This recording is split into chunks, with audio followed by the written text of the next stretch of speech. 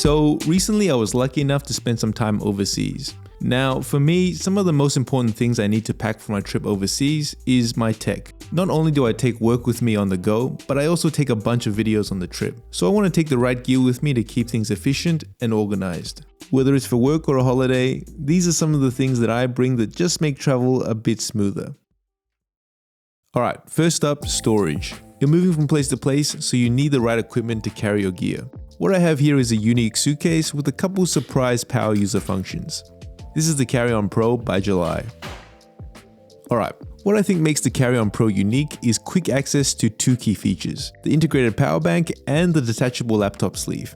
So if you're on the road and you have a lot of tech with you, it's not a bad idea to have a quick power source just in case something runs out of juice. And of course, it's even better when that power source is easy to access, which is exactly what this suitcase has. Underneath the telescopic handle is a flap that conceals a handy 10,000 mAh power bank. And it's just something that's really useful to have when you're on the move. You can easily charge your devices without having to go to the trouble of taking off your backpack to go looking inside for a charger or power bank. Both the USB-A and USB-C ports on the power bank provide power output, which should be enough to charge most modern devices and fit most power cables. Now, it does say on the July website that it's able to charge a laptop, so I did test this out on my MacBook Pro. A full power bank is able to charge my 16-inch M1 Pro MacBook Pro from 0 to 36%. But it does take quite a bit of time, so I'd probably just stick to using it with phones, tablets, and cameras.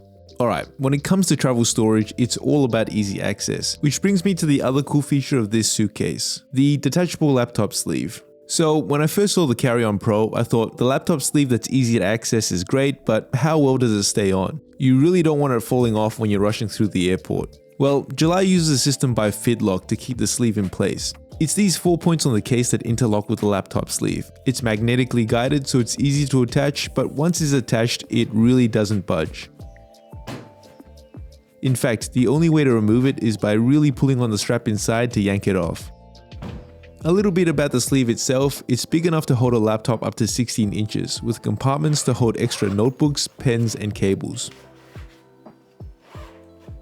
The sleeve is padded, so it does offer the laptop a decent amount of protection. But of course, as the suitcase's name implies, this is a carry-on suitcase, so don't go checking it in because I don't think the sleeve will protect the laptop if it's being thrown around too hard.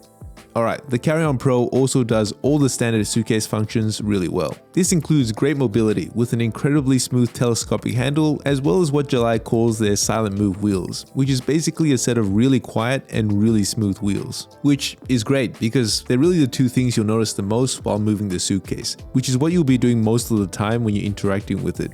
It's also nice to see that July has thought about some of the smaller details by using a soft touch material on the handle. It does feel really nice, but I think it's some sort of rubber material, which tends to be more prone to wear, so I do wonder how it'll hold up in the long run.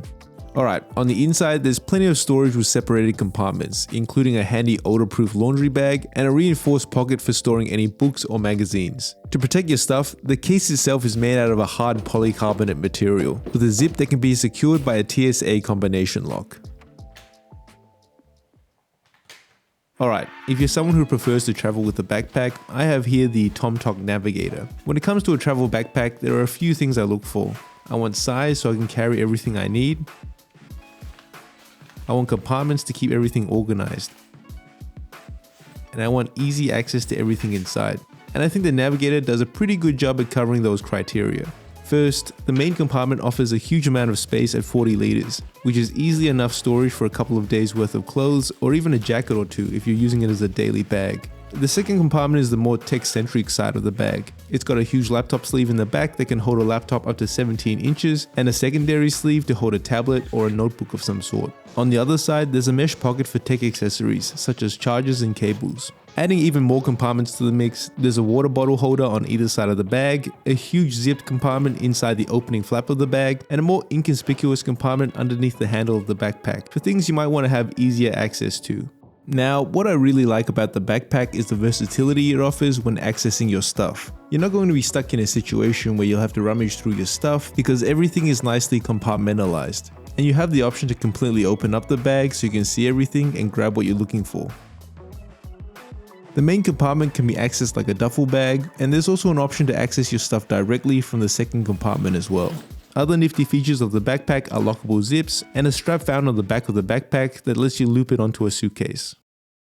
Alright, so for my travel devices, a big chunk of it is part of the Apple ecosystem here, with the iPhone, MacBook, and iPad. I won't go into it in too much detail here. I've got separate videos for each of these devices, so make sure you check them out if you want to hear my thoughts. But travel-wise, these devices just offer so much convenience. Starting with the phone, I took the iPhone 14 Pro Max with me. When I travel, I'm someone who really likes to document everything, so the 14 Pro Max is a really great companion to have. I'm going to need a phone anyway, so why not use one with fantastic video capturing capabilities and some pretty great video stabilization. Photos are also fantastic with its 48 megapixel camera and the ability to capture an Apple Pro RAW in instances where you want to capture more detail. Of course, you do lose out on some of the perks of using a dedicated camera, but phone cameras are so good nowadays, I think the quality of photos and videos is enough for everyday users. And the main reason I use the iPhone for travel is access to the Apple ecosystem, because it's super easy to airdrop your photos and videos to a MacBook. Which is why I also take my M1 Pro MacBook Pro. MacBooks that run on Apple Silicon have a crazy amount of battery life, which is important if you're traveling and don't have a PowerPoint available. Something I find particularly useful is the MacBook's sidecar function. Unfortunately, I do have to take work with me when I'm traveling, which often involves looking over PDFs and spreadsheets. That's an area where screen real estate really matters, so it's really useful to be able to squeeze a bit more space by connecting and using the iPad as a secondary monitor. Complementing the MacBook, I also bring an external SSD for additional storage. Let's be real, internal MacBook storage is crazy expensive, so it's much more cost efficient to use something like the Samsung T7 or T7 Shield for additional storage. They're especially useful when you're taking a lot of photos and videos on your travels. And they're small and lightweight, so they're easy to tuck away. The T7 Shield also has this rubber coating for extra durability and IP65 water and dust resistance. Okay, to keep everything charged, I have a couple of accessories. First up, I've been testing the AOI modular charging cable. It's not often that I get excited about a charging cable, but this one's actually pretty unique. It's really a one cable solution to charge your phone, camera, tablet, and even laptop. In terms of aesthetics, I think AOI has done a pretty good job at turning a product category that I think most people wouldn't find too exciting into something that looks pretty cool. So with the right power adapter, this cable is able to deliver up to 240 watts of power, which is actually the maximum amount that can be delivered over USB-C, and it's enough power to charge most devices. For example, out of the devices that I use, the most hungry is the MacBook Pro, which takes 140 watts of power, but can easily be topped up on much less. The cable has 4 components. You have 2 short cables here, one of which is USB-C to USB-C, which is compatible with most modern devices. But of course, if you use an iPhone, this cable has got you covered as well with a USB-C to Lightning cable. And you can use them individually, which is a good length to use with a power bank without having too much slack. But this cable is all about flexibility. So if you need to charge your device with something like a wall adapter, what you can do is extend the cable by attaching the short component to the spring component, giving you an extra 5.6 feet or 170 centimeters in length. If that still isn't enough for you, you also have the option of extending it by a further 2.6 feet or 80 centimeters with the extension. And I really like that AOI has decided to give the long section a coil design, because it keeps it nice and compact when packing it away while giving you a lot of extra length when fully stretched out. Alright, if you're someone who prefers a wireless charger instead, I've recently been testing out the Zeera wireless charging pad, which I think is a fantastic travel companion because of its compact design. So it's a 3-in-1 wireless charging pad that's designed to wirelessly charge the 3 main EDC devices: a phone, wireless earbuds, and a smartwatch. It consists of these 3 wireless charging pads, which are all connected via these flexible silicon joints, which means you can fold this up for a seriously small footprint. And as an added bonus, you can fold this up to use it as a magnetic phone stand, because one of the charging pads is MagSafe compatible. The magnet is not the strongest, so if you're not using it with a naked iPhone or a MagSafe compatible phone case, it doesn't stick very well, but if you are, it works great. Okay, taking a look at the charging pads themselves, the first charging pad delivers up to 15 watts of power and is primarily designed for your smartphone. The middle charging pad is designed for a smartwatch, delivering 3 watts of power and allows you to flip up the charging puck to accommodate the watch's wristband. And the last charging pad delivers up to 5 watts, which can be used with another phone but is primarily designed to charge a pair of wireless earbuds. Keep in mind, to get the maximum charging speeds, you will need a power brick that can deliver up to 20 watts of power.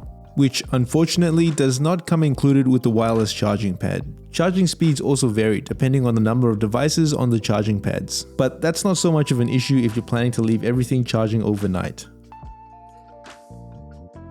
Now for audio, I brought a set of AirPod Pros with me. I like to bring a nice compact pair of noise cancelling earbuds because you're out in public a lot. Sometimes you just want to listen to your music or a podcast without all that external noise. And I have to say, it just makes a huge difference being able to cancel out that ambient noise on planes.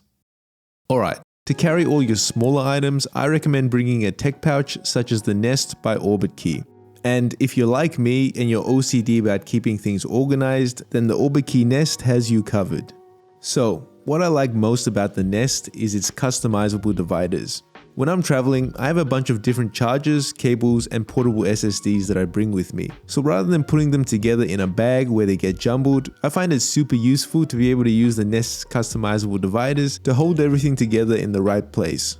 The inside of the Nest and the dividers are two halves of a Velcro system, so they can be easily repositioned and they just make things really easy to identify at a glance so you can grab what you need. The lid of the case has an integrated wireless charger, and the inside has an elastic pouch for even more storage of loose items. Okay, something I found kind of nifty as well is the Nest's dual function hinge. So it's this metal piece that's held onto the inside of the case with elastic, which the lid can hook onto, and it basically allows the lid to open up like a hinge or detach completely. So when you're on the move and you don't have anywhere to put the lid down, bam, you open it up like a hinge. But when you want to use the lid to charge your phone and you want to access the inside of the Nest, you can completely detach the lid. It's little details like this that just make the Nest so cool. I also wanted to give a quick shout out to these cable cases that I picked up from Muji. I'm always a fan of Muji's clean and practical design, and this case is a great way to keep your cables under control, especially when you have a lot of them. It's also a very fast way to pack up your cables when it's time to go, without the hassle of messing around with straps. Plus, it also doubles as an angle adjustable phone stand, which is pretty neat. Okay, for phone camera accessories, I have two recommendations. The first is the DJI OM4 SE. This is not the latest phone gimbal from DJI, but I really haven't found it necessary to upgrade because I think this one has all the core features. DJI's phone gimbals are really good for anyone looking to add a bit more stabilization to footage, and they work especially well when traveling where you'll be filming on the move. Attaching the phone is super easy. Just pop it in the phone clamp and it magnetically attaches to the gimbal itself. You can also fold up the gimbal to make it more compact. The second accessory I've got is the Joby GorillaPod 500 with a phone clamp. So this is a flexible tripod from Joby with a 1/4 20-inch mount on top, which can be used for smaller cameras or a smartphone clamp. The three legs are made of these individual sockets that let you make fine adjustments to the shape of the legs. And what that means is a lot of flexibility when positioning your camera. You can easily get your phone higher or lower by just adjusting the position of the legs. And you can even wrap the tripod around fences or poles to get better angles for your shots. For the phone clamp itself, I picked this one up from Amazon. I definitely recommend a clamp that uses a screw adjustment rather than a spring-loaded one, because spring-loaded clamps have a crazy amount of force, making it way too hard to put your phone in or take out quickly. These screw-adjusted clamps allow for finer adjustment and they're much easier and faster to use. Alright, that is my current list of tech essentials. These are things that I use to make traveling just a bit smoother, but I'd love to hear from you guys. Did I miss anything? Is there something that you guys can't travel without? Let me know in the comments. And don't forget to like and subscribe to support the channel. Alright, that's it. I'll see you guys next time.